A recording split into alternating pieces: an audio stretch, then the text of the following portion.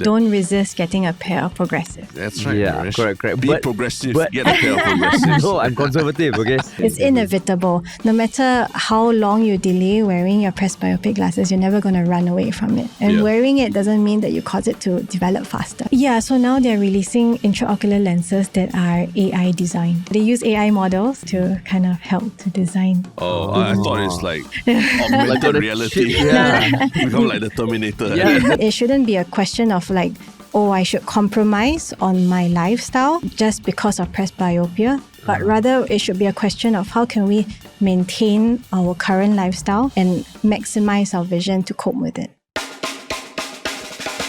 What's up, everybody? Welcome to another episode of Yala, your thrice weekly podcast where we talk about the hottest news with a touch of what, Terrence? Good old humor. Good old humor, man. Yes. So today is a special episode and a very useful episode. Yeah, talking about something that, we use every day, right? Yeah. But we don't think much about it. Yeah, exactly. And we're going to be talking about eye care with a consultant ophthalmologist here with us. So we'd like to welcome Dr. Christine Yau. Welcome to Yala Bye. Thank you. Thank you for having me today. Welcome. Yeah. So can you just tell what's up with our eyes just from, looking at us across the table? Definitely not. No. But certain problems can. Yeah, like eye alignment issues. Yeah. But other than that, no, we need like a detailed examination with special equipment. Okay, I did have a chance to experience all the range of eye checks that can be done at your center. And it really was quite comprehensive, I would say. Like, it really covered everything that I can imagine that you can check on your eye, right? But I mean, just thinking about eye care, because I did say that it was something that, we use our eyes every day, but we don't think a lot about it. Was eye care or like being ophthalmologist something that since you were a young child, you knew that this is an area you're interested in? Something like that stood out in my memory as a child was that I always knew I wanted to be a doctor. Okay. But when I decided when I wanted to be an ophthalmologist, was actually quite late on in medical school. In fact, it was like my second last year and my fourth year. And then back then, by the fourth year, maybe because it's quite competitive to get into ophthalmology, so then I was a little bit worried that I was a bit too late already. Yeah, but I think generally most of us take our time in medical school to kind of discern and because we are exposed to many different specialties. Yeah, even so, medical school, you're not in a rush to decide.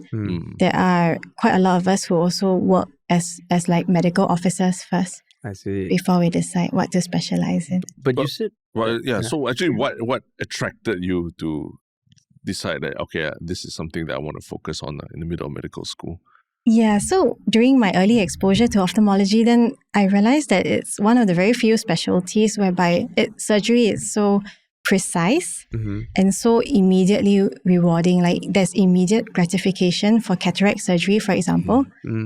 So literally overnight, the patient can have improved vision. So that's very rewarding.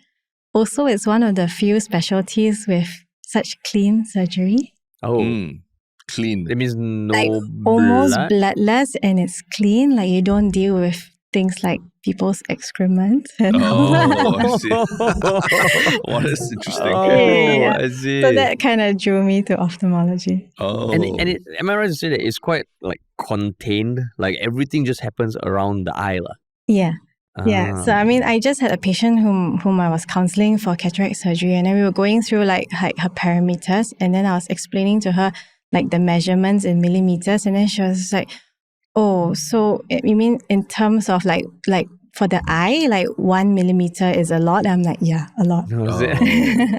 So it's microsurgery. But what happened in the fourth year of education where you suddenly felt like it sounds like it was quite a quick turnaround from not knowing which you want to specialize in to ophthalmology? Yeah, so I actually attended a local eye conference. I don't know why. I think someone a mentor encouraged me to attend. And then something clicked during that conference, watching people present about surgery and the conditions that they manage. And then my dad picked me up after the conference, and then I sat in the car and said I think I want to do ophthalmology. Really? Wow. And it was just that moment. And no turning back after that? No, never. Yeah. Oh. Wow. Life's calling in the eye conference. Yeah. Wow. So it wasn't one of those things that, at a dinner where, with the fish head and the eyeball, like you found yourself drawn to the eyeball. Definitely not. I still don't eat like fish eyes. Oh, really? I mean, I guess now I can understand why you don't eat fish eyes. It's a job hazard. You know too much about the eye. Like, you know what exactly is going on in there, right? Yeah, you can't enjoy it. Like, yeah, you like can't. You just slice it. You'll dissect it. So once you decided to focus on ophthalmology, like, well, anything that surprised you about ophthalmology once you got into it? Yeah, so what many people don't even know is that even though the eye is so small, we are incredibly subspecialized. And I'm not sure if you're aware, but even in like Singapore alone, most of the eye hospitals have at least 8 to 9 subspecialties for eye. Oh, wow. Okay. Like what? For such a small organ. So from front to back, like you can be a cornea specialist, you can be a complex cataract specialist, a glaucoma subspecialist, retina. I do neuro-ophthalmology. Yeah, so many subspecialties, and then we kind of like collaborate. Most of us do general work, but when it comes to certain like subspecialty work or surgery, then we very often deal with our very own subspecialty. I see. And there was one interesting fact that you told me when I was getting my eye checked as well, that I think you mentioned that the eye is the only organ in which you can actually visibly see the blood vessels under like magnification compared to any other organ in the body. Yes. Yeah, so that's why ophthalmologists also very often collaborate with other specialties as well. Yeah. It's really like the only body part that you can directly visualize blood vessels. Yeah, and there's no other organ in the body that really allows that. And so it's a manifestation of your kind of general well-being as well. A lot of systemic issues like high blood pressure, diabetes, they all manifest in the eye. Yeah, so what we see is also like an endpoint of like issues like how well your other comorbidities are controlled. I see. And I mean, like, is there anything else about the eye that necessitates so many suboptimi? What was the term you used? Subspecialties. Yeah, subspecialties. Because I mean, I would imagine for other organs, you don't have that many. Is it just because the eye is so complicated, or eye care is almost like there's so much that needs to be done to protect the eye? To be honest, I think it's the nature of the microsurgery and how difficult it is to train in it. So it's not possible for one eye specialist to be equally well-versed in the whole repertoire of eye surgeries. So for us, even as like residents, so residency is when we become an ophthalmologist, we dedicate that whole like 3-4 years. I mean, the whole residency itself is like 5 years long, but we don't immediately start operating. We start maybe like the later part of the first year, and all the way to the 5th year, we focus on just cataract surgery. I see. Non-stop training. And then only after the 5th year, when we become ophthalmologists, then we start to explore subspecialty surgery and training. So it's really not easy. Yeah. So that's why I think that's the importance of subspecialization, so that everyone is familiar and well-versed with just their subspecialty, especially surgical ones. I see. So, yeah. I mean, for the uninitiated, those who don't understand eye care very well, we hear the word ophthalmologist, right? But there's also, I mean, everyone goes to the optician for glasses and everything as well. Like, can you explain in a little bit more detail, like the differences between your normal optician and like going to see an ophthalmologist? Like in what circumstances would you go to each of these places? Okay, so I guess in terms of our local context, ophthalmologists are like specialists in eye, and we also are eye surgeons. So we do more of like the treatment, the dispensing of medications and surgeries as well. But in terms of opticians and optometrists, then they're very useful in terms of advising more on like visual aids. In fact, ophthalmologists, maybe we don't have enough bandwidth to really go into detail about all these like glasses, contact lenses and all. So that's where we work very closely with opticians and optometrists. And in fact, they would probably know and advise better than an ophthalmologist for things like glasses, prescribing of glasses. I see. So even in any like ophthalmology practice, we have optometrists in the clinic as well, because they're better at things like refraction, which is the measurement of your glasses degree. Okay. So we are very reliant on. So I mean, Terence, you've been using glasses since what age? Since I was like 8, maybe. 8 so years like, how did you kind of view the whole ecosystem of the people that deal with your eyes? I mean, in Singapore, opticians are usually the first port of call whenever you had issues. I remember when I was young, it was like I did want to wear a pair of glasses, so I was like very excited to go to optician and all that. And then I think, as you get older, like in our age, pretty much, then you start to deal with things like 𝘍𝘠𝘢𝘍𝘠 and all that. Then you realize like, oh, okay. That's the old age. Yeah. Basically, long-sightedness, or what we can talk about later, which is presbyopia, right? Yeah. But then you start to realize that, you need to kind of, the way you take care of your eyes is, goes beyond just like making sure that you have a good reading environment and everything. And you need to start thinking of it like an organ that also needs medical support as well. I know when young is always vitamin A. Is that a urban legend or old wives' tale? Or is vitamin A really something that directly impacts your eyesight? Vitamin A definitely is good for the eye. It's definitely good for the eye. Carrots also, carrots. Yeah. Well, what are other vitamins as well? Vitamin C, lutein, iron. Yeah. Well, what are some things that you have heard which are totally untrue? Like putting cucumber on the eye and all. Is that got anything there? There's some merit. Oh, there is? Yeah. I mean, it's cooling, it's calming. So it helps with certain eye conditions, like more inflammatory ones, like maybe if you have allergies affecting the eye, then something cool will help to reduce eye swelling. I see. So not entirely false. Not entirely false. Yeah. But for you, how's your eye? I mean, you have good eyesight, right? I have good eyesight, but since primary 2, I learned that I'm color deficient. Because I painted a leaf brown and the Singapore flag also brown. Then I got sent to multiple tests, and then I realized that I am color deficient. Was it the discipline master scolded you for disrespecting the national flag? No, my form teacher. I think everybody was coloring shit okay, that's interesting. Then I remember the eye test. I don't know what the test is called, the one with the dots and you see the number inside. Ishihara. Yeah, I remember the nurse first asked me, okay, what number do you see inside? I was like, what are you talking about? I couldn't see anything. Then I got a bunch of tests and I'm color deficient. But I got hit in the face by a hockey ball when I was 16. So because of that, my right pupil doesn't dilate and constrict well enough.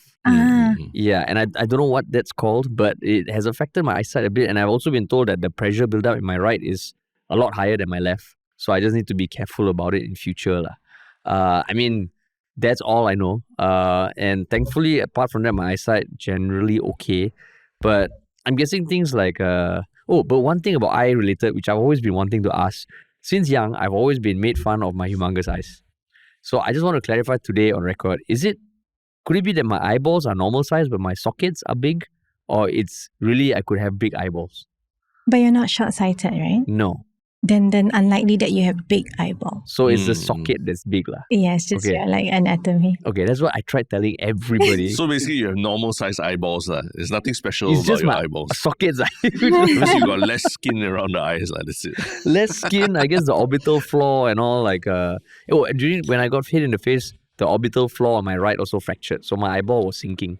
Okay. But you then had surgery? I had surgery. Yeah, but I remember when I saw the MRI of my eyeball with a little bit going through the crack, I didn't know the eyeball could distort to that shape. Not the eyeball itself. Probably your muscle fell through, or some of the orbital fat fell through. Maybe your eye surgery was a case study that she actually studied in school or something. Some abnormally large sockets. Abnormally large eye sockets got hit by a hockey ball. This is what happens. Yeah. Correct. Yeah, but apart from that, thankfully, eyesight all okay. But now as I'm getting older, I do notice my eyes getting tired, and at night when I'm reading, I never understood what tired eyes meant until I'm since a few years ago. Yeah. And that is a thing. But it's not, say, a condition. Is that just really fatigue that sets in at the end of every day?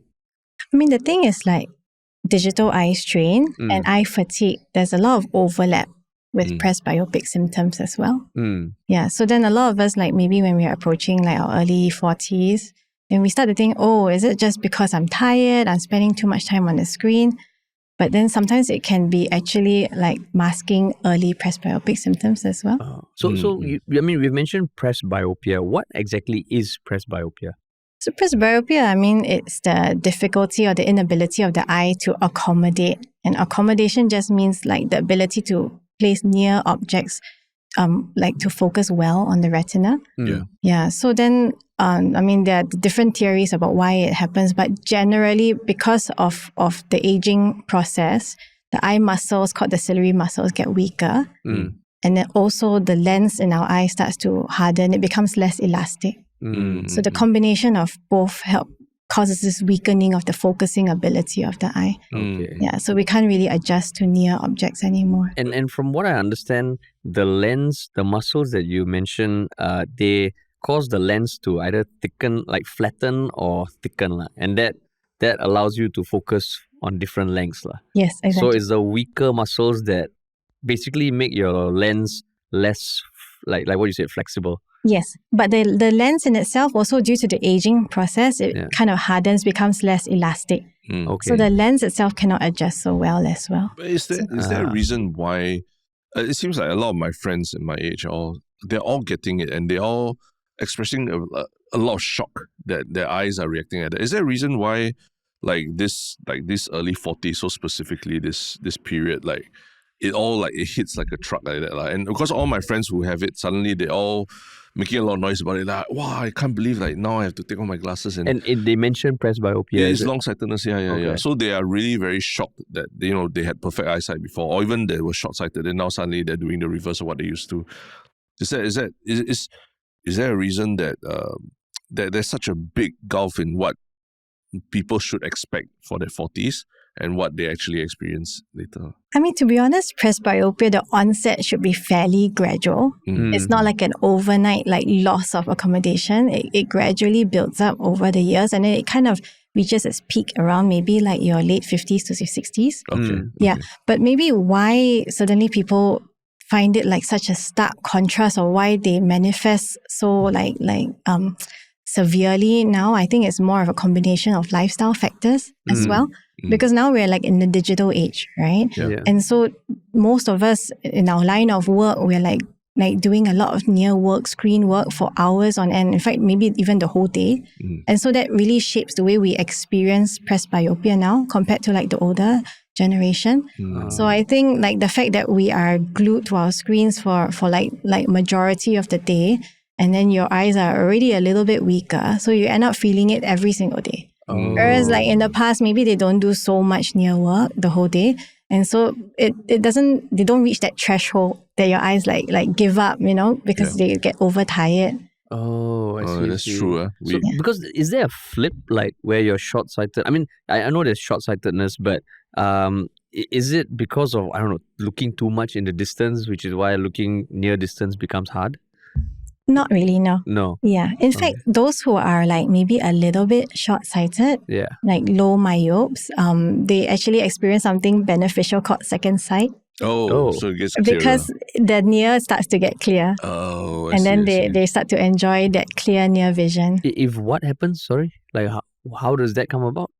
Because your 老花 typically when it starts, right, it builds up from maybe +1 of what you say 100 degrees. Okay. And then it builds up to maybe to a maximum of +250, +300. Okay. Yeah. So then if someone is having second sight and they are naturally short-sighted for about 1 to 300 degrees, then they realize that they can see so well without their glasses, their distance glasses. They just remove their distance glasses, and then they can see well for near. So then they're like, hey, my eyesight's my eye is better when I'm old now. So there's this phenomenon. But it has to be a very specific low myopes. Low myopia. I see. Yeah. But for us, it's the friends who've been experiencing it. They all express a lot of shock at how different their lifestyle feels like, including needing to wear multiple pairs of glasses and everything. For me, I wear progressive lenses, so it helps to, I think, bridge a little bit in this transition. But for you, do you when the patients who come to you with issues, right? Like, at what stage do they come to you? Like, is it like a very, very big problem really? Then they come to you. Is it they should have come earlier or something? Not necessarily. Yeah. So I've seen like a whole spectrum. I've seen like maybe more like elderly patients who come and then they're like, oh, I don't wear any glasses. And never mind, I just stop looking at near things. Oh, Or I have maybe the younger patients who are like at the start of presbyopia and they have no idea what's going on. And so they come to see a specialist and like what's going on? Like, why can't I see my near things anymore? Yeah. So it's quite funny how like there's a whole spectrum of manifestation and also different levels of awareness. But why is it something that not many people are aware about? Because I didn't know it up till like a few days ago. I never heard of the term. I've heard of long-sightedness and short-sightedness. But if this is a condition, how come it's not that spoken about? I think maybe from a medical point of view, unfortunately, it doesn't fall in a condition, like it's not a disease. It's not sight-threatening. It's not like cataracts or glaucoma that can be visually threatening. And so then maybe not enough emphasis is placed on it. I see. Yeah, but I think given like the change in lifestyle now, I think we need to really like equip people with the knowledge of how to cope with such things. I mean, I was looking at like statistics as well, right? So we say that like presbyopia sets in your 40s. And then what's the average lifespan of Singaporeans now? 83. Yeah, 83. Yeah. That means we spend close to half your life presbyopic.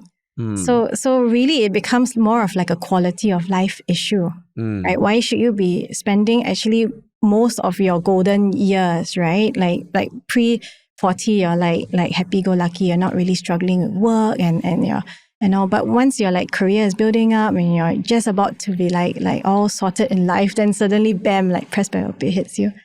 Yeah. So I feel like we do need to increase awareness and equip people with the knowledge of how to cope with the symptoms.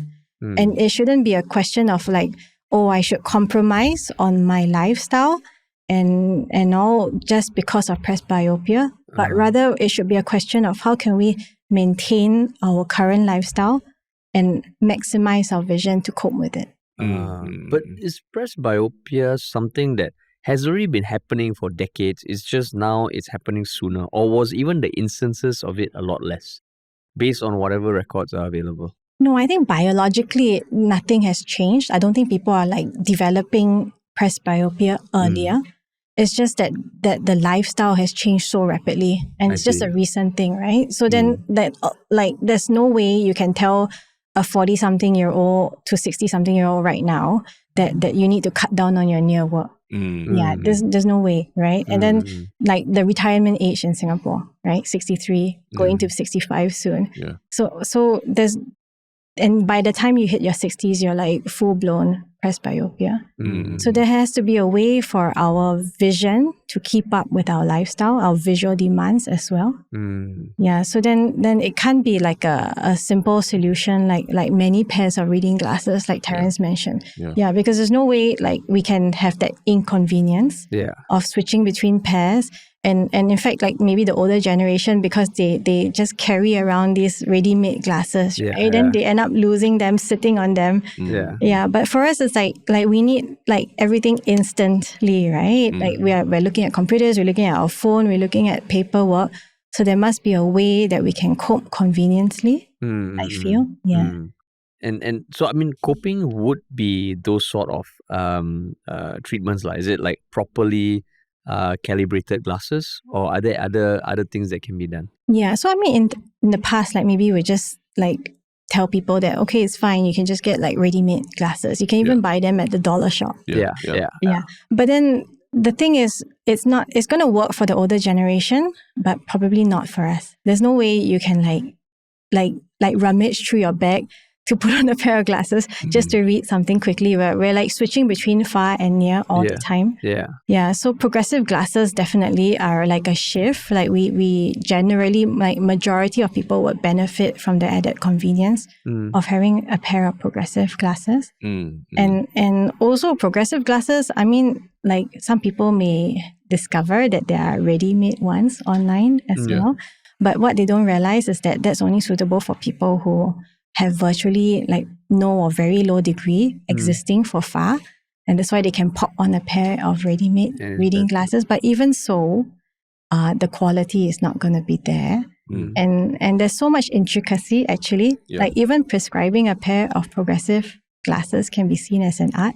Yeah. Actually, can you describe a bit more about what progressive lenses are? Because I know bifocals, I know trifocals, but progressive lenses, I don't understand how they work. Yeah, because when I got this pair of glasses, my first progressive lenses, I think they had to sit me down and sort of explain to me how to read using these glasses. Exactly. And then they said that, you'll learn it over time. And I mean, I don't know if I really have mastered it, but there's definitely a difference between looking straight and looking down. Yeah. But it's something that someone had to retrain me, even though I've been wearing glasses my whole life. And it was the first time the optician, okay, let me sit you down. So what do you remember from that lesson we test you now? I just remember that the bottom of my glasses is where I should be reading, like anything nearby like this. But then, then you have that. I just didn't want to have that strain of having to like really look down all the way. So they said that you'll be able to adjust as you get used to it. Yeah, and now it's okay. Now it's okay. Now I feel like it's fine. Yeah. But it's interesting that you asked that also, because there's something on my mind. Yeah. How does it work? So generally, when you look straight, and so that like maybe close to the upper entire half of the glasses would be more for like your distant. Yeah, okay. Yeah. And then because of the technology that's available right now, so then it's like a slightly narrower, what we call a corridor that leads from that top part. So it kind of tapers down, and so there's an intermediate and a near focusing zone. Yeah. So, but because of the innate design of it, the intermediate and the near doesn't extend throughout the entire width of the bottom part of the glasses. Okay. Yeah. So then therein lies the difference between buying like a better quality pair of progressive glasses rather than like something that's ready-made. Because the things like the width of that focusing zone, what they call the width of the corridor, the comfort level, the ability, the adaptability of that pair of progressive glasses will vary. So the art is deciding how big this zone is and all that. In a way, and not to say that like a narrower or a shorter corridor is bad. It can actually suit certain people. That's why it's a bit of an art as well. That's why it's good to see like your optician and optometrist for them to advise you. So it's like a conversation as well. So usually, like say for Terence, right, this is your first pair of progressives. Yeah. So then he probably advised you on something with a longer corridor. That means the transition from your far to your near takes a slightly bigger excursion because it's easier to adapt. It's easier to get more used. Gradual. It's like hand-holding in a way, you to it. Yeah. And then when you kind of practice well, which is exactly what your optician kind of advised you, when you got used to it and trained in it, then you may realize that, hey, I don't want to keep moving my eyes so much for the near degree anymore. So then you may choose to get something with a short corridor and then just by a slight tilt, like, oh, it's in focus already. But you get really used to it, like once you've trained in it. Got it. I see. And that contrasts with like bifocals or trifocals where there's a much more distinct border, is it? Yeah. So by and large, bifocal is a little bit obsolete. We don't really encourage people to have it anymore. I mean, aesthetically not so nice also. It's almost, I mean, unfortunately, like when you talk about presbyopia, right, most of the different like the name in different languages in itself carries a stigma, right? In Chinese, it's like 老花. They're like labeling people. So then you tell someone like 40, 50s to get a pair of bifocals and bam, like everyone sees you with like that cut off there, you're old, they may not like it. So that's aesthetically, but also functionally, there's a downside. There's a bit of image jump.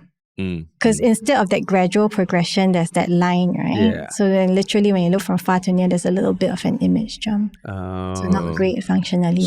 But it's not just a fashion thing. It's not just because it's, it's very unfashionable. That's why. One of the reasons. One of the many reasons. So now progressives is like it's more of a continuum. Yeah. So the But do you still see people like not want to wear glasses, or has it reached like, if you wear glasses, you wear glasses? Do you still get some patients who all the time? I mean, most of us like that, right? We're like in denial. Like changing or buying a pair of progressives is almost like acknowledging that I'm getting old. So then I see people all the time who try to delay it for as often as they can. And I try to tell them also that it's in a way unnecessary distress. unnecessary discomfort. Because the early symptoms of presbyopia are quite vague, so they don't really realize. So they tell me things like, like I'm getting headaches, that's one. Or when I look near, when I look far, it's suddenly blur. Which doesn't make sense to them because usually 老花 or presbyopia is the difficulty seeing near. But ironically, the early stages of presbyopia, when your eyes are straining so hard to focus on the near work, then when you look far, it takes a while to relax again. Yeah. So then you're kind of like causing yourself unnecessary discomfort. And then that's when people start to compromise on activities and I just don't look so much on the near then, but there's no need. I see. It's inevitable. No matter how long you delay wearing your presbyopic glasses, you're never going to run away from it. And wearing it doesn't mean that you cause it to develop faster. Yeah. No, it's true. Yeah, I did feel that fatigue in the eyes, right? Especially when you're driving and everything. There's a lot of sometimes especially you drive to Malaysia, long drives, you look in the distance, but you got to look at traffic that's around you. And after a while, I was realizing the strain on the eyes was pretty intense. And that's when I started to think, is it this 老花 thing like catching up with me already? But since I've gotten progressives, it's gotten a lot better. Yeah. And I mean, like, when hearing weak muscles and all, for any other body part, if you got weak muscles, you go and train it. There's no way to train the muscles of the eye. Like you look far, look near, look far, look near. 3 sets, 12 reps and all. Unfortunately not. I suppose it's not like a muscle that can be really strengthened or bulked up. I just want to ask, so when those patients that come to you, asking about why is my vision like this, right? Is there a very big aha moment when you actually, let them try progressive lenses for the first time or anything like that? Unfortunately, as an ophthalmologist, I don't really get to see much of the gratification, the end point of getting a pair of progressive lenses. Okay. But what I realize that people don't also really know is that because of the nature of our work now, a lot of us are office-based, computer-based, work from home and all. So what is actually even more important for people to consider having is actually a pair of computer progressives. There's a thing. Wow. Yeah, because the way normal progressives work is that when you look straight, it's distant, right? It's far. And then in between, it's intermediate. Then down is near. But most of the time, we're looking straight, but straight at a screen. And that screen is not far. It's usually around intermediate to near. Yeah. So then if you're investing and you're spending like maybe 8 to some people, even 12 hours a day on a computer, then even a normal pair of progressives will not work for you. So most of the time you'll be looking in through the bottom looking half, straight. Yeah, you wouldn't want to be like elevating your chin the whole day to look at the computer, right? So then it's worthwhile. So unfortunately, people don't realize it, and then you're like suffering unnecessarily. But think about it: if you're spending like 8 to 12 hours a day on a screen, then you shouldn't be spending that amount of time in discomfort. And it's really worth it to invest in a pair of computer progressives. So in my line of work, I've been advising people this all the time. And every time I tell them, it's going to be like the first time they've heard of it in their life, like computer progressives. And a plain ready-made pair of reading glasses for that intermediate distance is also not going to work. Because you're not just looking at the screen only the whole time, right? You're going to flip between the screen, paperwork in front of you, your handphone. So that's why computer progressives are also something that is worthwhile investing in. So you mentioned that, people are suffering through it. Just now you said something like headaches and all. But what actually do you mean by suffering? Like if someone listening and who might be thinking, do I have presbyopia? What are certain things that if you say they will be able to relate to? Headaches, or they just feel this vague, they always say eye strain, eye fatigue. My eyes just feel tired all the time. Difficulty focusing. So literally, like when they look at near, then it's like it's not so sharp anymore. But one of the earlier symptoms which people don't realize would be what I mentioned earlier, whereby after looking at near work, then it baffles them why when they look up and they look far, the distant vision becomes all blur. So all these are just the early symptoms. And when you say blur, how blur is blur? Like, and I say that only because like if it's just a bit, then sometimes also I'm like, okay, it's just taking time to focus and all. Or like if I go into a room that's dark, it takes a while for things to become clear. Because there's also between blur and not blur, that whole thing is quite a gray area, right? Yeah, So yeah, when should someone start thinking, oh, this is really a problem? Like, let's say you can't see the number of the bus. Like, or is it you can't see the bus? I think in general, if it's starting to affect your function, then it's a good idea to visit your optician or optometrist for a check. Okay. Yeah, because there's no reason why you shouldn't be having high quality vision in this day and age. Oh, okay. So anytime you catch yourself, you're like, oh shit, I can't see that. That already means it's impeding your function. Exactly. Is that a typical Singaporean reaction? Like when they question, like, is it really bus, what? Is it really a problem, or am I just like, do Singaporeans, how do you find Singaporeans reacting to this? Because we are very, very connected digitally on our phones all the time. We use a lot of phones a lot more, and digital products. Even our kids also, they're using in primary school. Now we're waiting for lift got digital screen. Yeah, everything's digital. Yeah. You can't get away from it. But are Singaporeans receptive to, you should get your eyes checked and all that? I hope so. You hope so. But in your experience? Yeah. I mean, by the time they see a specialist, an ophthalmologist, then most of them are quite open to treatment and suggestions. They're looking for answers. That's why they came to see us in the first place. So I think, okay. And how do you think that could impact things that are more than just like physical? Like, I mean, we all know the effects of an aging population. There is social impact, dynamics within family, caretaking and all that. Does this also have a component of that you think it's going to have effects not just on your own work and all, but for the people around you? Or have you seen any examples? I mean, presbyopia maybe not so drastic, but I think in general, when you talk about like eye screening and eye checkups and all, I think it's very important for us to ensure that we kind of spread the awareness of its importance. Yeah, because visual impairment, like everything that you mentioned, it has severe or profound implications on society. Because like we don't realize how dependent we are on it until we lose our sight, right? But it's so vital. And when say someone is suffering from visual impairment, it has so much like downstream effects, like from social isolation. Loss of physical activity because you can't engage in it. Social isolation as well, because you can't use devices, you can't go out so easily. And then there's the whole effect on caregiver burden and everything. Yeah, depression as well. Yeah, so it's actually one of the causes of dementia as well. So in an aging population, that's quite a concern. We don't want our elderly to end up like living in like social isolation. Yeah, and it can also speed up cognitive decline just because you've lost your sight.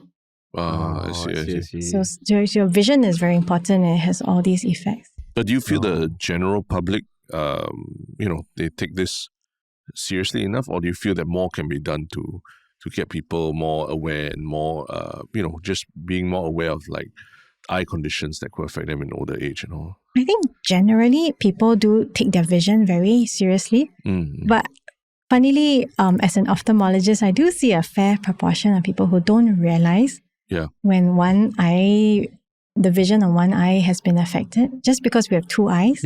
Sometimes they don't realize until like it's like an incidental finding, or they happen to go to a spectacle shop and then they checked and like, oh crap, like one eye doesn't see so well. Because it's possible that with both eyes open, you don't realize that one eye is impeded. So I guess regular eye checkups at even just going to your spectacle shop. Because a lot of them are experienced enough to tell you that, hey, I can't get a good reading out of your eye. And then some of them even have like eye screening packages. So if they do detect any abnormality, then they are in the best position to also advise you to, hey, I think you need to go and see a specialist. And how regular should regular be? Generally, I do recommend that if you're above the age of 50, it should actually even be annually. And the easiest method would be to go to your glasses shop and check, hey, do I need to change my degree?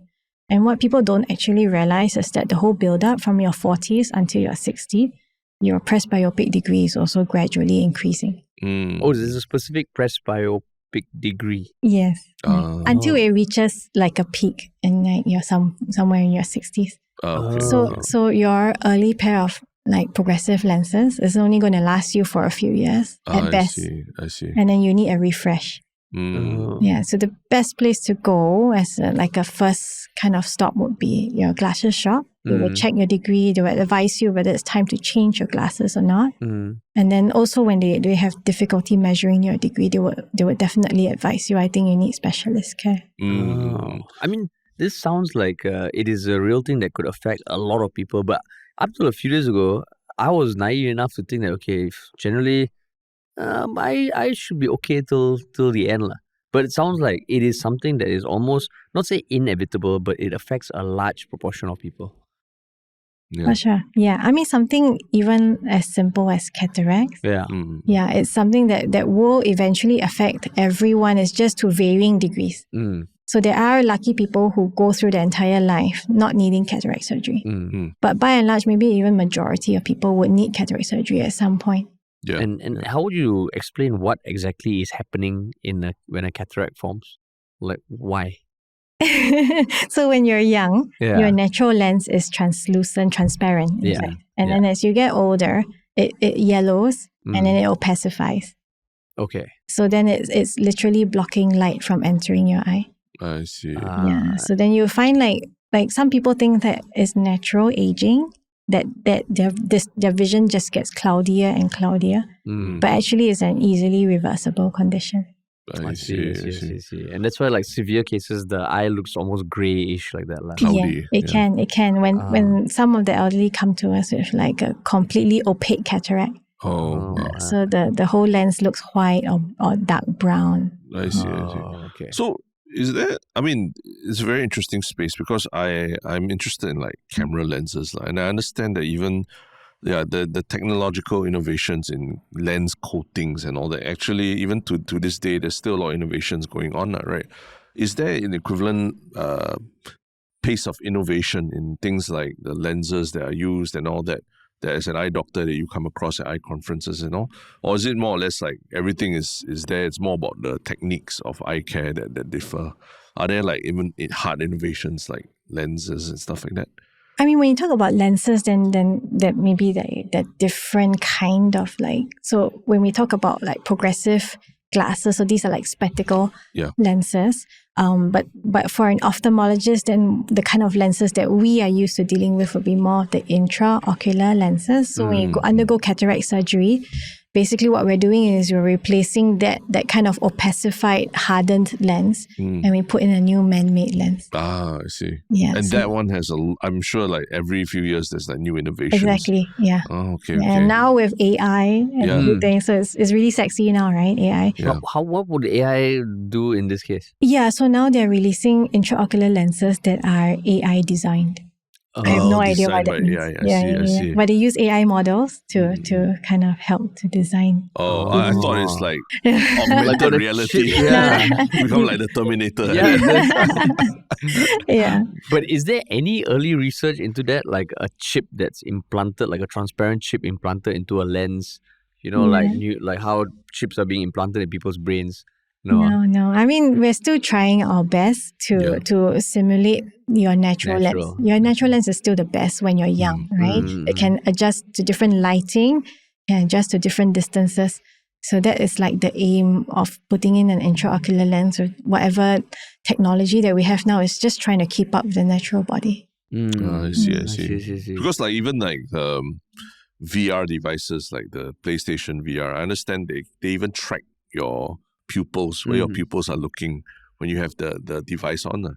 So I thought like there'd be maybe devices to help people sort of even do eye exams at home or anything like that next time, where they can just put on something and then it sort of scans the eye for them.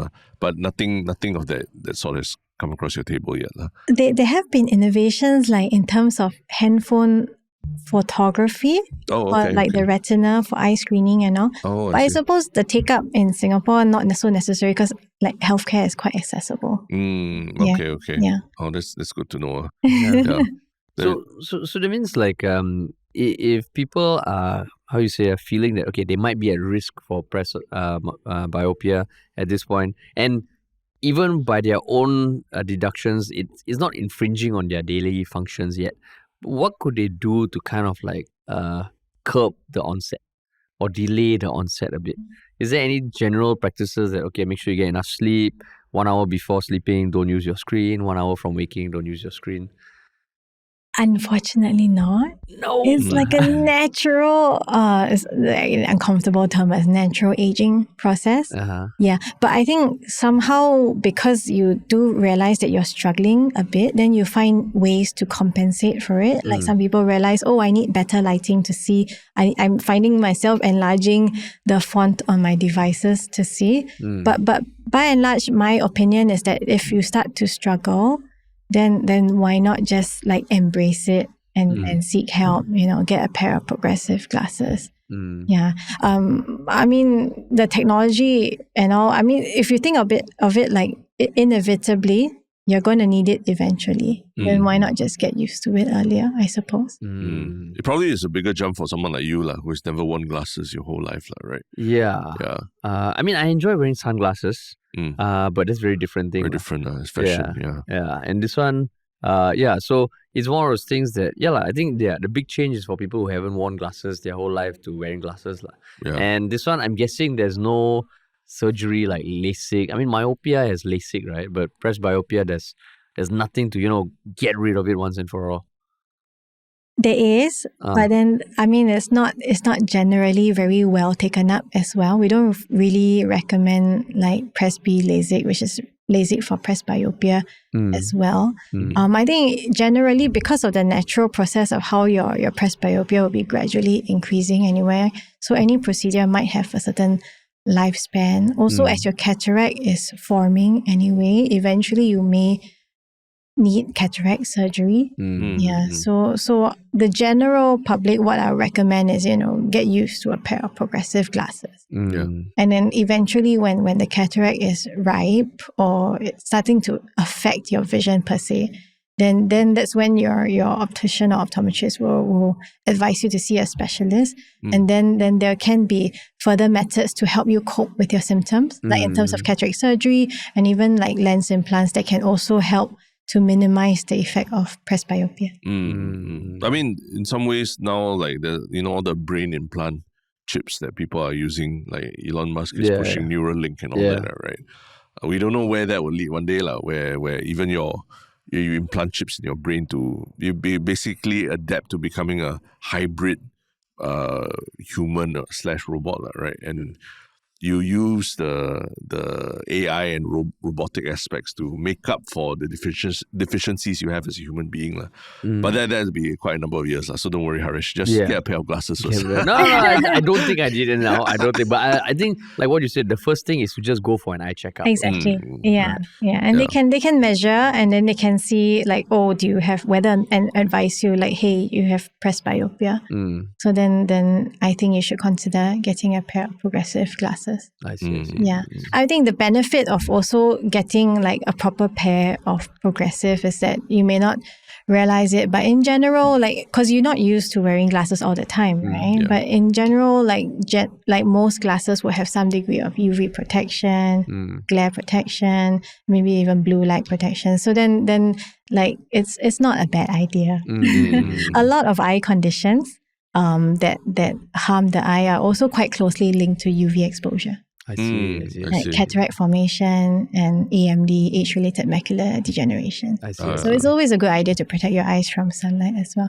So it's people like us who don't usually wear glasses that may be having more UV exposure. I see. Yeah. So I mean, from having been in the field for some time, any broad trends you're seeing across the population when it comes to eye care or issues with eyesight that are coming up because of things like, the digital life, maybe people are more stressed? Anything that you yourself have noticed?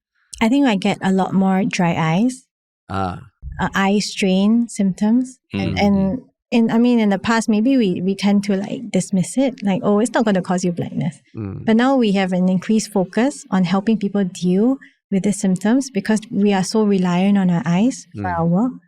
Yeah. But besides that, maybe the reassuring thing is that most of us are indoors. We don't really work outdoors. So hopefully things like cataracts will be later Like people will require cataract surgery later.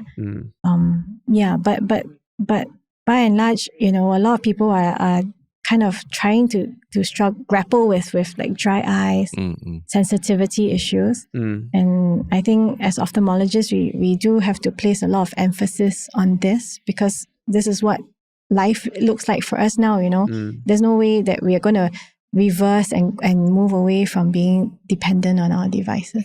Is climate change any difference also in terms of like, I mean, literally the heat and temperature? Hotter, so drier lah. The drier the eyes. Yeah, no, but you could say more humid also and everything. Higher rainfall in August, all these things. Does that ever factor into? I think in Singapore, not so. Not so, okay. Yeah, okay. not so bad. Okay, because I was thinking like, how like now it's a lot hotter than how I remember it when I was like younger in the army and everything. So like they take a lot more water breaks now during their training and stuff like that. I mean, even football games when they play in more equatorial climates, they take more breaks. Yeah, more breaks. Yeah. Dehydration. Yeah. But ironically, I think most of us are like office based, so then we deal with the effects of aircon exposure all the time. And maybe like drier air, dustier air in an office. That leads to the drier eyes. Exactly. So you should be out there more, even though it's getting hotter and all. It's better for your eyes. Correct. Just like how, when you walk to lunch and you use an umbrella. Because protect you from UV rays. Protect your eyes from UV sunlight rays. Can be good for you also, Terrence. We try our best. Yeah. And then like general behaviors, any advice? Like, you always hear you shouldn't use your phone 1 hour before sleeping. When you wake up, you should, at least I've heard, you should look at green, you should look at grass, you look far. Any kind of things that like, okay, do help. Just general better eyesight. Or that you practice yourself. Yeah, you practice. I think a balanced diet. Okay. Balanced diet. Yeah. So, I mean, there's certain vitamins and all that are good for the eye, but mainly more for other issues like retina issues, like age-related macular degeneration. The balanced diet, a lot of green leafy vegetables, that will be good for your eyes in general. In terms of dry eyes, there are actually like specially formulated like fish oil supplements, omega-3 supplements that can help with some patients with dry eyes as well. Oh, really? Okay. Yeah. I think you mentioned like avoiding the screen at bedtime. I think that one is very multifactorial. Like, because we generally don't just only get poor sleep or drier eyes by just watching the screen alone. I mean, the mental stimulation before bedtime will also affect things like our sleep. But there have like limited studies that like exposure to blue light before at night can affect our melatonin and our sleep quality. Yeah. But how much blue light you are absorbing from a screen, maybe that one is questionable. But in general, if there's something that you can do to help yourself, then these are like general healthcare practices that you can try to adopt. Do you try to stick to any of that, Terrence? I try to do the no phones. Try not to look at your phone. Like my 2 hours is too much, so maybe an hour before going to bed. Oh, really? But I read my ebook, and the ebook is not direct light at your face. It's basically light directed sideways onto the screen. I see. It's a bit better. And when you wake up, I kind of like my kid wakes me up, so I'm pretty much have to just run already. But no digital thing? And I can't avoid it. I mean, my alarm is digital. So you close your eyes when you're turning off your alarm. It'll take too long. But generally, what excites you about the future of eye care? Anything? I think, because I'm an eye surgeon, right? So I think it's very exciting, like in terms of the advancement, like even like intraocular lenses.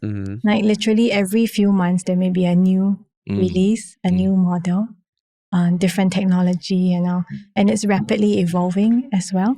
So that does excite me. But it also makes our life a little bit more difficult. Yeah. It means my chair time with my patients getting longer and longer. Oh. Yeah, literally, if you want to get down to the art of it, right? It's like a whole half an hour conversation with you on what your lifestyle is like, what are your hobbies, what do you do in your free time, and then trying to kind of tailor like a lens choice for your lifestyle is very custom.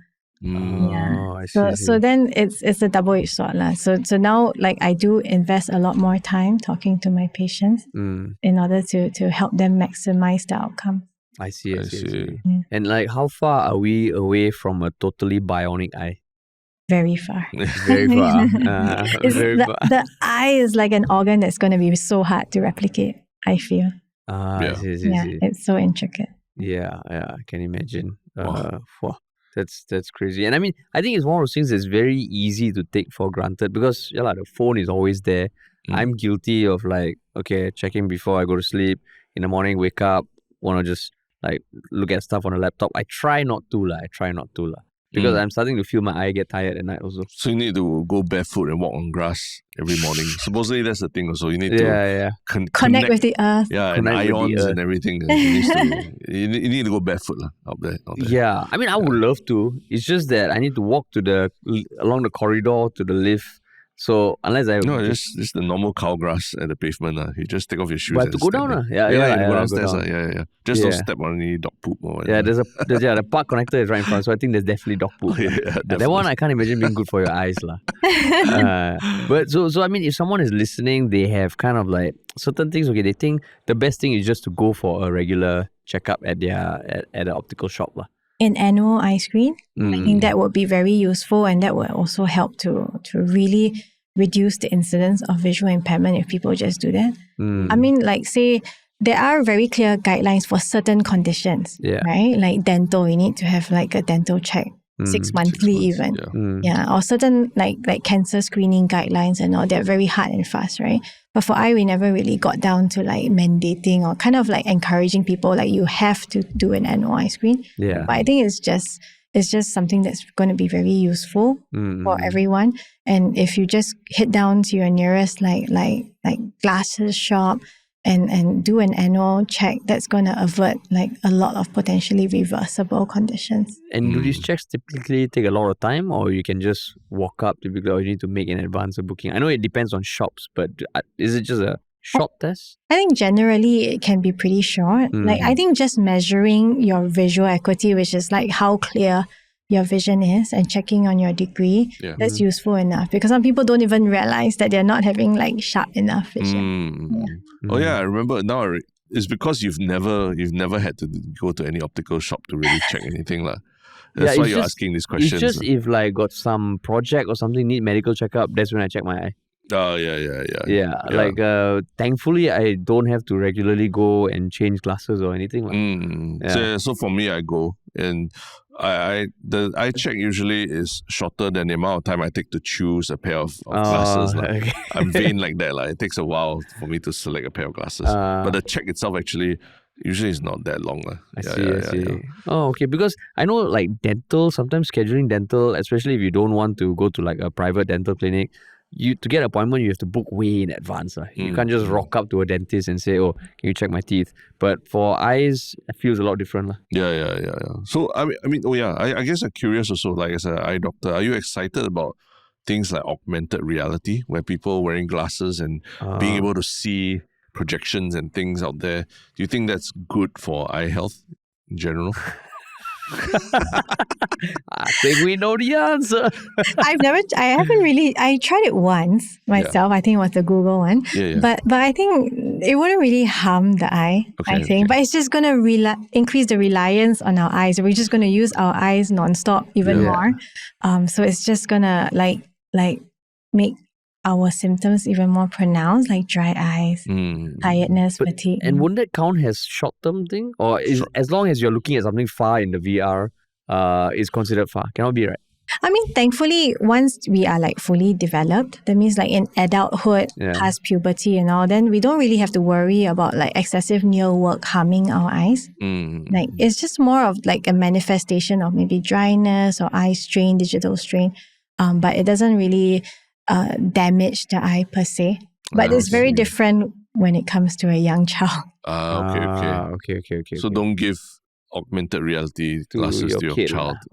As adults, but then you have to deal with the other effects like dryness and strain and all from just overusing. I mean, in general, we just use our eyes a lot. I think people also don't realize that maybe it's a good idea. They're good, when you talk about like good practices as well, not many have heard of this 20-20-20 rule.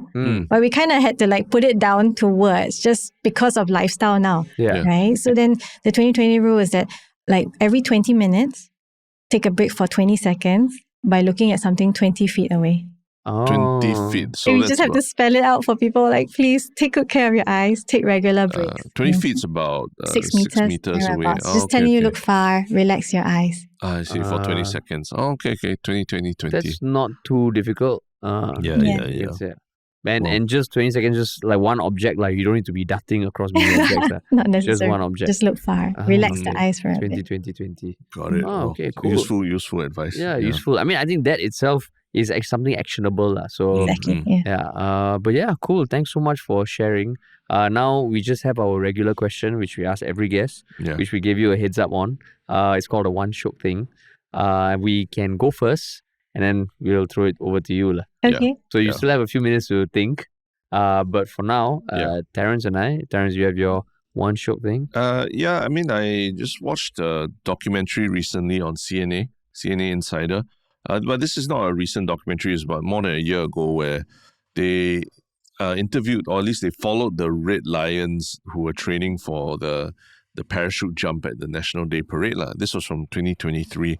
And it's quite interesting because they actually follow the parachutists as they go to Thailand to train for their jumps.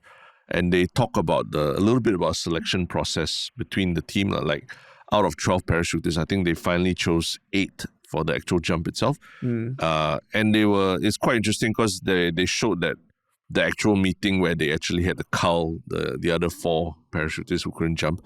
But they were very, even though they are army people and all, they were very nice about it. They're like, it's not about you or your proficiency, but it's literally like your weight. Your weight matters, in how fast you descend and everything. And just the overall makeup of the team. Because if you are, too light or too heavy or too slow or too fast because of that, everyone else has to adjust for you, right? So I just thought it's a very, we always see them and it's so amazing how they do everything. But actually there's a lot of heartache and disappointment also for some of the people involved, because they're not allowed to do this NDP thing just purely not because of their proficiency, but actually just their physical characteristics.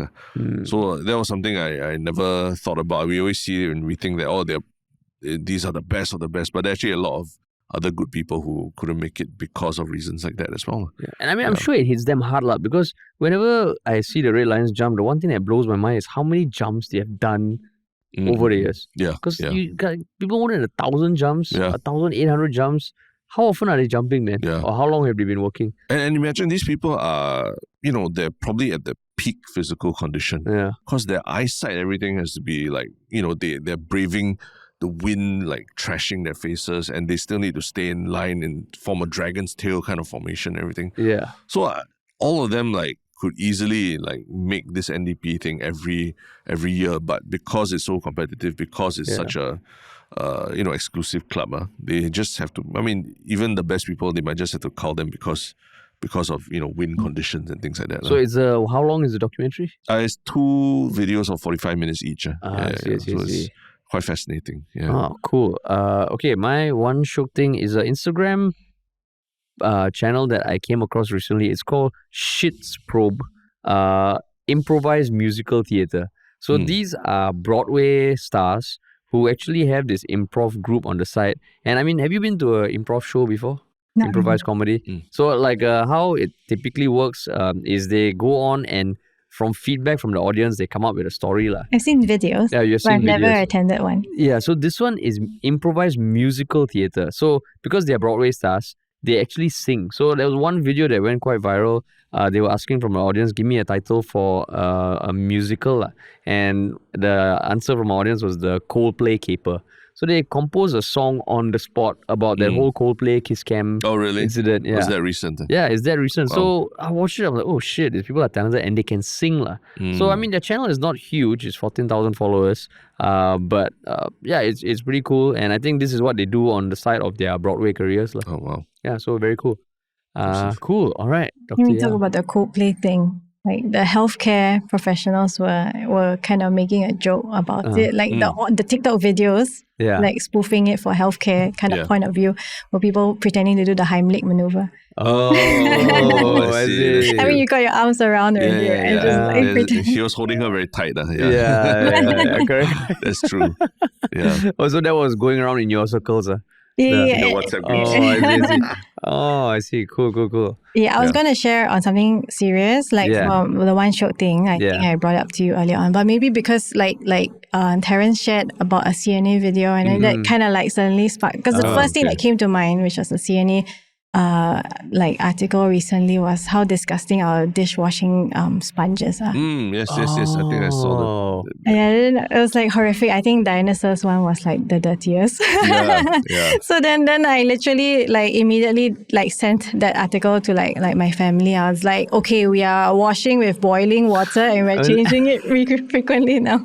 No, but actually, every time I use the sponge, I'm like, there's probably so much crap here. Yeah. But to me, it's like soap. The soap in it will clean it, but it's not true, is it? I always knew that I was right when I always told my husband that he's wrong to leave it in a bowl of water. Because then he's saving water, right? Yeah. So then he has this concoction with like soap already in the water, and he leaves it there like the whole time. But I like to squeeze it dry after. So then this article was like a vindication. I'm right. That's true. I It's like recall, disgusting. moving out, and then living with my wife and all, and we were all about convenience. So we had one of those sponges that had a little handle, and then you put water in the handle, and then you squeeze it, then the water comes out. I remember I woke up one day and then I just looked at the sponge and I was like, "There's something moving on it." So then there were basically there's worms growing out of the sponge already. And then I was like, after that we just cleansed everything. We disposed of every sponge we had, and decided never to try and be convenient again. These things are meant for cleaning. You gotta dry it in between. Dry it. After that, you dispose of it, get a new one. So what is the action the to do from there? Just don't leave it in water. Dry it in between use, and occasionally soak it in boiling water. And change it frequently. Yeah. Wow. So the one with the worms, as you were squeezing it with the soap, you're probably squeezing the worms and spreading it all over your plates. Probably yeah. Or they grew, the maggots or something grew over there, something. I mean, I'll admit, I was real noob when it came to dishwashing when I first moved out. It was one of those things. What a nice way to end the podcast. But thank you so much, Dr. Yau, for sharing about this condition, presbyopia. I guess for anyone listening, is just to get a test. If you're feeling fatigued. Yeah, I mean, for you who've never experienced it before. I mean, I've experienced it before. It's not as scary. It's like... I have done eye tests before. But the process, after that, go and look for a pair of glasses. All that. I mean, hopefully I don't need glasses. So then that's the secondary message also. Don't resist getting a pair of progressives. That's right. Yeah, correct. Be progressive, get a pair of progressives. No, I'm conservative, okay? No, but I get married to say that the point is, if you go for a test and things are not as dire as it seems, it also, gives you some freedom to think that, okay, I don't need glasses yet. Yeah. That can be, but it's an eventuality. That means if you go maybe a few years from now, they're going to tell you, get a pair of progressives. And you shouldn't fight it. I'll go with you. I'll go with you if you need. I'll hold your hand in case you need. Once you hold my hand, what is you know the number? It's not that scary. It's like buying a t-shirt or something. Okay. Okay, cool. But thanks so much for joining us, Dr. Yau. To everyone listening, we have more links in the show notes to the stuff we have discussed. Remember to follow us on social media. And if, thanks so much for listening. And thank you, Dr. Yau. And we'll talk to you all very soon.